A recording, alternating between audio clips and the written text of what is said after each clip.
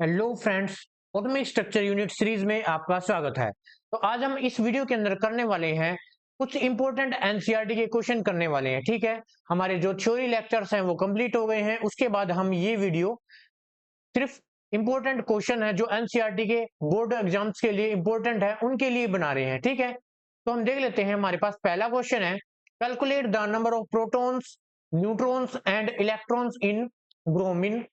देखो भाई, हमारे पास देखो सोल्यूशन के अंदर क्या करेंगे। इसके अंदर सोल्यूशन के अंदर देखो, हमें दिया गया है ब्रोमीन और यहाँ पे 80 और यहाँ पे दिया गया है 35। ठीक है, जो हमारे पास ऊपर होता है हमें पता है वो क्या होता है, एटॉमिक मास। तो जो ब्रोमीन का जो एटॉमिक मास है वो हमें कितना दिया गया है, एटॉमिक मास है वो कितना दिया गया है बताओ। वो हमारे पास 80 दिया गया है। ठीक है, और एटॉमिक मास में हमारे पास क्या होता है, एटॉमिक मास बताओ। एटॉमिक मास में हमारे पास होता है प्रोटॉन एंड न्यूट्रॉन। ठीक है, उसके बाद हमारे पास है 35। ये हमको दिया गया है एटॉमिक नंबर।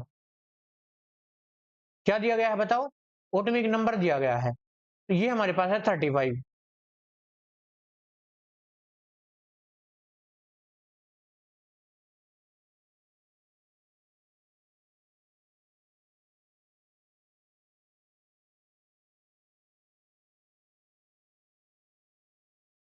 ये हमको कितना दिया गया है, 35। ठीक है, और हमारे पास एटॉमिक नंबर है, उसके अंदर हमारे पास क्या होते हैं, इलेक्ट्रॉन्स होते हैं। ठीक है, बेसिकली इलेक्ट्रॉन्स होते हैं। ठीक, तो उसके अंदर सबसे पहले हमें क्या निकलवाया गया है, प्रोटॉन्स। हमें पता है, हमें पता है number of electron, number of electron और नंबर ऑफ जो प्रोटॉन्स होते हैं वो इक्वल होते हैं, ये हमें पता है। और यहां पर देखो ध्यान से, जो नंबर ऑफ एटॉमिक नंबर 35 दिया गया है, यानी नंबर ऑफ इलेक्ट्रॉन कितने हैं हमारे पास, 35 है। तो जो नंबर ऑफ प्रोटॉन्स होंगे वो भी कितने होंगे, नंबर ऑफ प्रोटॉन्स होंगे वो कितने होंगे, 35 होंगे। ठीक है, उसके बाद number of electron, number of electron भी हमारे पास 35 होंगे। हमारे पास दो चीजें निकल गई। उसके बाद हमारे पास आएगा नंबर ऑफ न्यूट्रॉन्स की बारी।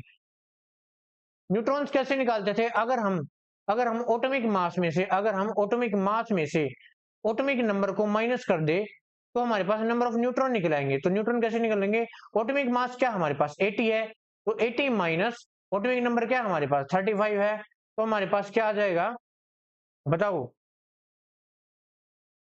हमारे पास आ जाएगा 45, है ना। तो हमारे पास जो नंबर ऑफ न्यूट्रॉन है वो कितने आ गए हमारे पास, 45। तो हमारे पास 35 प्रोटॉन्स आ गए, इलेक्ट्रॉन 35 आ गए, और हमारे पास जो न्यूट्रॉन है वो 45 आ गए। ठीक है, इजी सा क्वेश्चन था। चलिए आगे बढ़ते हैं। देखो ये हमारे पास है नेक्स्ट क्वेश्चन, इसके अंदर देख लेते हैं क्या पूछा गया है। The number of electrons, protons and neutron in a species are equal to 18, 16 and 16 respectively. Assign the proper symbol of the species. हमें क्या दिया गया है, हमें इलेक्ट्रॉन, प्रोटॉन और न्यूट्रॉन दे दिए गए हैं किसी भी स्पीशीज का, और हमें उसका प्रॉपर सिंबल बताना है कि वो स्पीशीज कौन सी है। देखो सोल्यूशन करते हैं। सबसे पहले देखो, हमें नंबर ऑफ इलेक्ट्रॉन कितने दिए गए हैं, नंबर ऑफ इलेक्ट्रॉन दिए गए हैं 18, और नंबर ऑफ प्रोटॉन्स कितने दिए गए हैं, वो दिए गए हैं 16, और नंबर ऑफ न्यूट्रॉन्स कितने दिए गए हैं, वो दिए गए हैं 16। और हमें पता है, हमें क्या पता है, जो नंबर ऑफ इलेक्ट्रॉन है वो इक्वल होते हैं नंबर ऑफ प्रोटॉन्स की। ठीक है, ये हमें पता है। लेकिन यहाँ पर इलेक्ट्रॉन तो दिए गए हैं 18 और यहाँ पर प्रोटॉन्स है 16। इसका मतलब दो इलेक्ट्रॉन बाहर से लिए गए हैं, इसका मतलब दो इलेक्ट्रॉन कहीं से बाहर से लिए गए हैं, तभी 18 इलेक्ट्रॉन हुए होंगे। इसका मतलब जो भी हमारी स्पीशीज होगी वो टू नेगेटिव चार्ज वाली होगी। ठीक है, उसके ऊपर टू नेगेटिव चार्ज होगा। उसके बाद जो हमारे पास एटॉमिक नंबर, अब एटॉमिक नंबर को देखते हैं। जो नंबर ऑफ इलेक्ट्रॉन्स होते हैं वो और नंबर ऑफ प्रोटॉन्स होते हैं वो क्या होते हैं भाई, हमारे पास एटॉमिक मास, वही तो बोलते हैं हम। लेकिन यहाँ पर इलेक्ट्रॉन और प्रोटॉन सेम नहीं है, और यहाँ पर दो इलेक्ट्रॉन ज्यादा है, तो हम यहाँ पर प्रोटॉन को लेकर चलेंगे। तो अब ये बताओ कि जो 16 एटॉमिक नंबर होता है जिसका, ऐसी स्पीशीज कौन सी है, तो हमें पीरियोडिक टेबल में पता है जो हमारे पास सल्फर एटम होता है उसका एटॉमिक नंबर हमारे पास 16 होता है, ठीक है। लेकिन 2 इलेक्ट्रॉन इन्होंने ले रखे हैं तो हमारे पास 2 नेगेटिव, तो ही हमारे पास ये कंडीशन फुलफिल होगी। तो हमारे पास जो स्पीसीज है वो हमारे पास थी, कौन सी थी? सल्फर 2 नेगेटिव, ठीक है।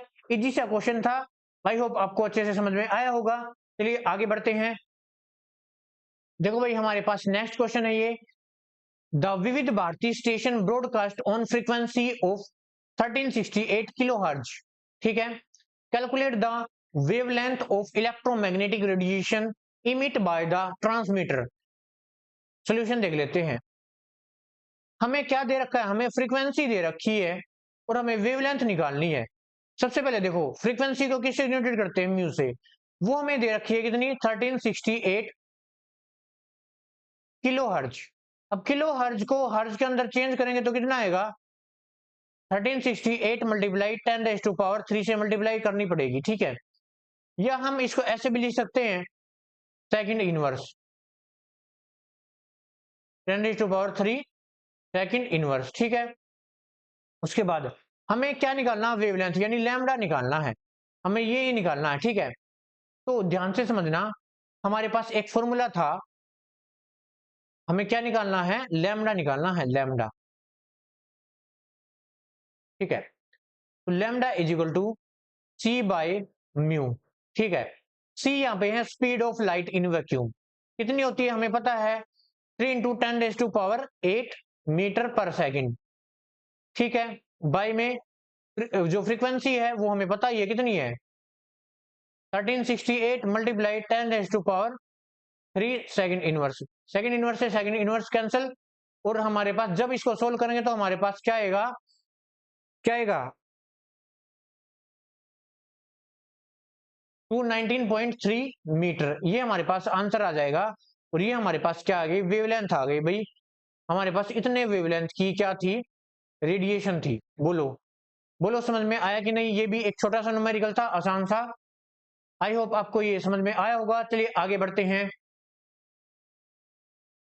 देखो भाई ये हमारे पास नेक्स्ट क्वेश्चन है, इसको देख लेते हैं। Calculate the energy of 1 mole of photons of radiation whose frequency is 5 × 10⁻10 second inverse. हमें 1 मोल फोटोन की एनर्जी पूछ रहा है और जिसकी फ्रीक्वेंसी हमें दे रखी है इतनी, ठीक है। सोल्यूशन कर लेते हैं। देखो भाई 1 फोटोन की एनर्जी का फॉर्मूला देख लेते हैं। हमें पता है E = h μ, ये होता है, ठीक है, 1 फोटोन की एनर्जी का फॉर्मूला। और हमें पता है H क्या है यहाँ पे? Planck's constant. प्लैंक्स कांस्टेंट की वैल्यू कितनी होती है बताओ? 6.626 मल्टीप्लाई 10⁻⁻34, ठीक है। और फ्रीक्वेंसी इन्होंने खुद ही दे रखी है 5 × 10⁻10, ठीक है।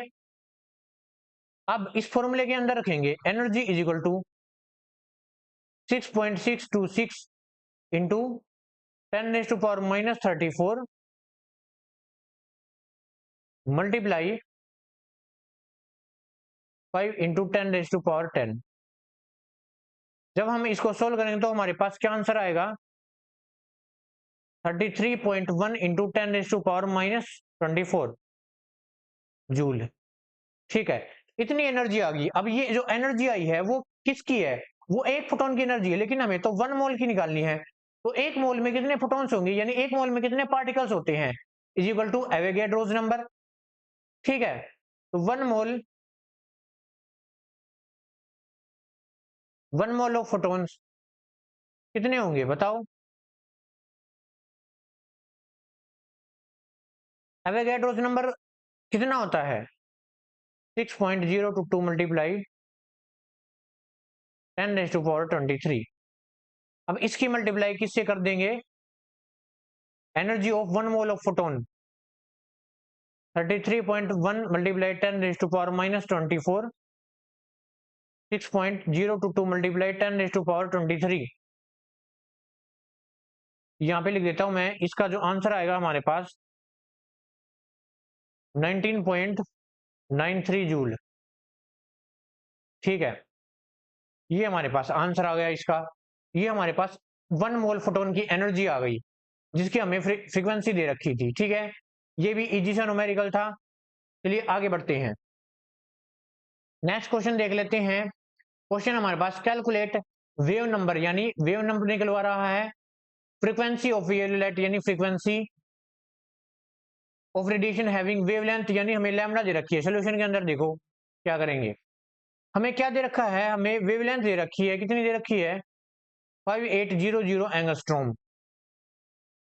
ठीक है, सबसे पहले एंगस्ट्रॉम को मीटर के अंदर कन्वर्ट करेंगे, तो मल्टीप्लाई 10⁻⁻10 करेंगे। ठीक है, अब हमें क्या निकालना है, ए पार्ट के अंदर, ए पार्ट के अंदर हमें निकालना है वेव नंबर। तो वेव नंबर हमें पता है वेवलेंथ के इनवर्सली प्रोपोर्शनल होते हैं, तो 1/में 5800 मल्टीप्लाई 10⁻⁻10। और जब हम इसको सोल्व करेंगे तो हमारे पास आंसर आ जाएगा 1.724 मल्टीप्लाई 10⁻6 मीटर इनवर्स। ठीक है, उसके बाद बी पार्ट के अंदर क्या निकालना, हमें बी पार्ट के अंदर निकालना है फ्रीक्वेंसी। फ्रीक्वेंसी हमें पता है, जब वेवलेंथ दे रखी हो c बाई लैम्डा, c क्या है, speed of light in vacuum 10⁻8, by में लैम्डा कितना दे रखा है, इन्हें दे ही रखा था 10⁻10। और जब हम इसको सोल्व करेंगे तो हमारे पास आंसर आ जाएगा 5.172 मल्टीप्लाई 10⁻14 सेकेंड इनवर्स। ठीक है, ये हमारे पास वेव नंबर आ गए, ये हमारे पास फ्रीक्वेंसी आ गई। ठीक है, तो इसी क्वेश्चन के अंदर यही निकालने थे, तो इजी सा क्वेश्चन था। चलिए आगे बढ़ते हैं, देखो भाई ये हमारे पास नेक्स्ट क्वेश्चन है, इसके अंदर देख लेते हैं। ए 100 volt bulb emit monochromatic light. Monochromatic light कौन सी होती है, जो जिसकी एक सिंगल वेवलेंथ होती है। ठीक है, a 100 volt bulb emit monochromatic light of wavelength 400 nanometer, calculate the number of photons emitted per second by the bulb. सबसे पहले देखो सोल्यूशन करते हैं, power of bulb, power of bulb कितनी दे रखी इन्होंने, 100 वोल्ट। ठीक है, 100 वोल्ट दे रखी है। अब 100 वोल्ट को, वोट को किसके अंदर, जूल पर सेकंड के अंदर कन्वर्ट करेंगे, तो 100 के अंदर ही आएगा जूल सेकंड इनवर्स। ठीक है, 1 volt is equal to 1 joule second inverse ही होता है। अब हम एनर्जी निकालेंगे, energy of 1 photon E is equal to h mu, हमें पता है एच क्या है यहाँ पर, प्लैंक्स कांस्टेंट, और म्यू यहाँ पे फ्रीक्वेंसी है, और हमें पता है जो फ्रीक्वेंसी है वो c बाई लैम्डा के इक्वल होती है। ठीक है, क्योंकि हमें यहाँ पे वेवलेंथ दे रखी है नैनोमीटर के अंदर, तो ऐसे लिख सकते हैं एच सी बाई लैम्डा। अब इसको सोल्व करते हैं, प्लैंक्स कांस्टेंट की वैल्यू क्या होती है, 6.626 इंटू 10⁻⁻34। सी की वैल्यू क्या होती है बताओ,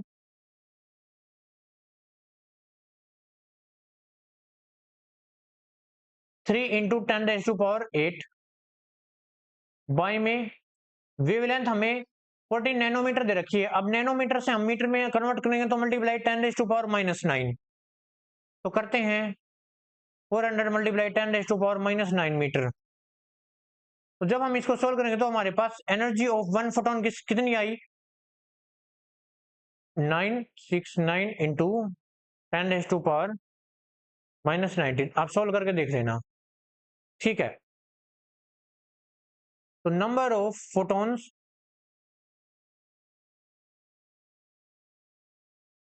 इमिटेड, कितने फोटॉन्स इमिटेड हुए, total power of bulb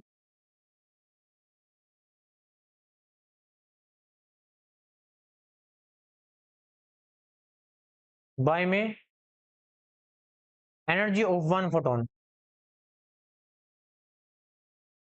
energy of 1 photon, total power of bulb कितनी थी, मैं यहां पर सोल्व कर रहा हूं, देखो यहां पर 100 बाय में एनर्जी ऑफ 1 फोटोन कितनी थी, 4.969 मल्टीप्लाई 10⁻⁻9। -19। जब हम इसको सोल्व करेंगे तो हमारे पास आंसर आएगा 2 पॉइंट समथिंग 2.012 मल्टीप्लाई 10⁻⁴। सोल्व करके देख लेना भाई, 20 इनवर्स। ठीक है, ये हमारे पास आंसर आ जाएगा। इजी सा न्यूमेरिकल था। चलिए आगे बढ़ते हैं। आई होप आपको ये समझ में आया होगा। देखो भाई, नेक्स्ट क्वेश्चन हमारे पास, फाइंड द वेवलेंथ ऑफ, हमें वेवलेंथ यानी लैम्डा निकालना है, of 100 gram particle moving with velocity of. देखो भाई, जैसा हमें दे रखा है ना, मास दे रखा है, वेलोसिटी दे रखी है, तो बताओ कौन सा फॉर्मूला लग सकता है जो हमने थ्योरी के अंदर किया था। इसके अंदर डी ब्रोगली इक्वेशन लगेगी। कौन सी? De Broglie.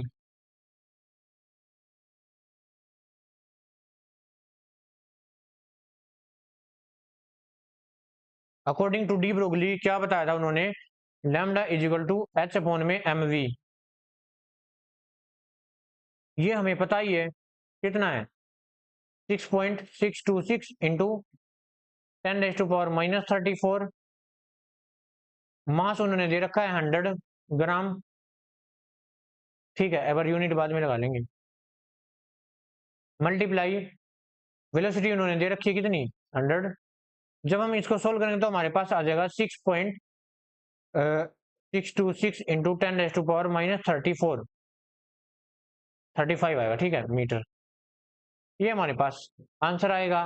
देखो कितना छोटा सा न्यूमेरिकल था हमारे पास, केवल हमें वेवलेंथ निकालनी थी और हमें ये फॉर्मूला पता है। आपको प्रत्येक न्यूमेरिकल के अंदर ये देखना होता है कि हमें दिया क्या क्या गया है, उसके हिसाब से फॉर्मूला लगाना होता है। ठीक है, तो इस वीडियो के अंदर इतना ही। बाकी नेक्स्ट वीडियो के अंदर नेक्स्ट इंपॉर्टेंट एनसीईआरटी के क्वेश्चंस करेंगे। तब तक के लिए थैंक यू।